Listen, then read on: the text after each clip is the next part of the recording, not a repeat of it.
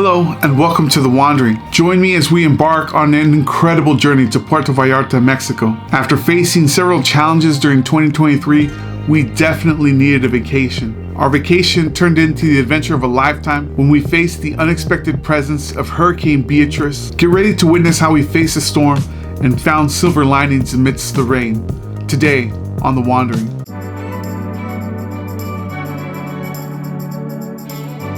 We love to stay at this family-friendly resort, which is about 30 minutes north of Puerto Vallarta in a place called Nuevo Vallarta. One of the biggest things we love about it is that it has this crocodile slide. And actually, on the way back when we returned, Elijah was crying because he missed the crocodile slide. The kids absolutely love this thing. They just go up and down all day long. They also have a variety of theme nights. Here's some footage from Mexican night. So they have Mexican dancers with Mexican music, Mexican food, and it's really a quite enjoyable experience. We really love the beach in this part of Puerto Vallarta. So the water is actually really warm. Unlike Southern California where we live, the water is always freezing cold, and it's got good waves, and the kids love to take their inflatables and ride the waves all day, and they actually switch their time between the pool. So the pool is just a few steps away. So they go to the pool, they ride the slide, they go to the beach, they ride the waves, and then that's pretty much their entire day of going back and forth. The other thing we love about it is the meals, so the buffet. So there's a buffet, breakfast, lunch, and dinner. I'm not really a big buffet guy, but it's good for the kids. They love being able to walk around and get whatever they want. So of course they overload on sugar and a bunch of things that they don't normally get to eat. The thing that we love about the buffet is that we don't have to worry about what it is everybody's gonna eat, or, is this restaurant gonna have things that all the kids are gonna want to eat. Everybody can just walk, get whatever they want, and then come back, and then we eat together as a family. No stress, no dishes, no thinking about what we have to make.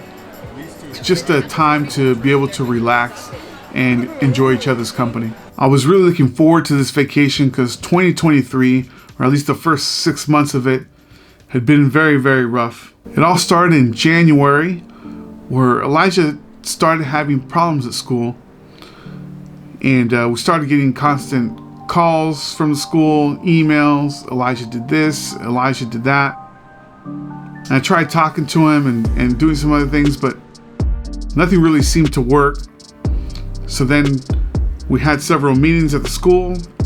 We came up with plans to try to address his behavior, but nothing really worked.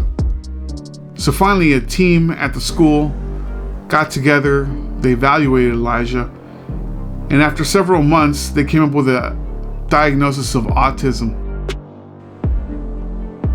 Now I always kind of knew that Elijah was autistic, and if you've ever seen our YouTube channel, Elijah Goes Outside, you probably knew that too. I was hoping that he'd be high functioning enough that he wouldn't need any special care or any special attention, but really this year those hopes really kind of went down the drain. And it became pretty obvious that Elijah was going to need a lot more help than what the teacher could provide. Thankfully we got in a plan. We're working together with the staff at the school to try to help Elijah out and help him try to get an education. But I gotta tell you, the run-up to that was incredibly difficult. Between teacher complaints and the school complaints, and it all kind of culminated with a parent complaint that went to the cops. The cops ended up coming to our house and searching Elijah's room. Elijah's only 7 years old. I gotta say that this was definitely a low point in my life. So when June started rolling around and it came close to going on our trip, I was definitely looking forward to getting out of town for a while. As you probably know from watching our YouTube channel, Elijah Goes Outside, Elijah has an obsession with civil defense sirens. So these are sirens that are set up. Well, they first started as like air raid sirens during World War II to alert the population of air raids coming through. Now they serve to warn about different events such as tsunamis, and tornadoes and things of that nature. But this is a really cool one that's in downtown Puerto Vallarta. It's a federal signal modulator. So we love visiting our siren friend. And then what we do is we walk through the center of town. There's something called the Tianguis, which is kind of like an open air market, and they sell a variety of arts and crafts and food and variety of other things. So we just love to walk around and look at everything. We usually stop for ice cream because it's really, really hot. And this day that we went out was incredibly hot. And I think I actually ended up getting a heat stroke from it. After we walked around for a bit, we had lunch at this place called Casa Tradicional Cocina Mexicana, which is actually a really, really amazing place. It was so good. The food was good. The drinks were good. Here was my plate. My plate was called the metate. It had 3 different kinds of meats on there. It had a cochinita pibil, it had carnitas, and it had a barbacoa. So I was making tacos with their freshly made tortillas. The way they brought out the food was very interesting. So you can see this guy dancing with the fajitas on fire. I think that was a tequila or something like that. And he lit it on fire and was dancing. And that was pretty fun. Paloma's mom. That was spicy. So during our stay, there's actually a very ominous letter slipped under the door. And what it talked about a Hurricane Beatrice, that was headed right for us.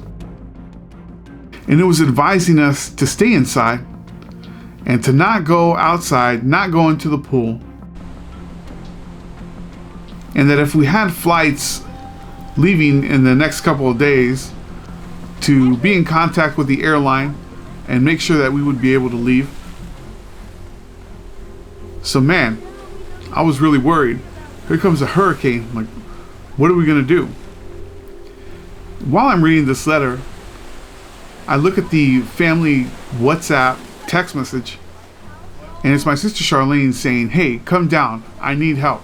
So we go down to the lobby and find my niece, Emmy, with a huge gash right here.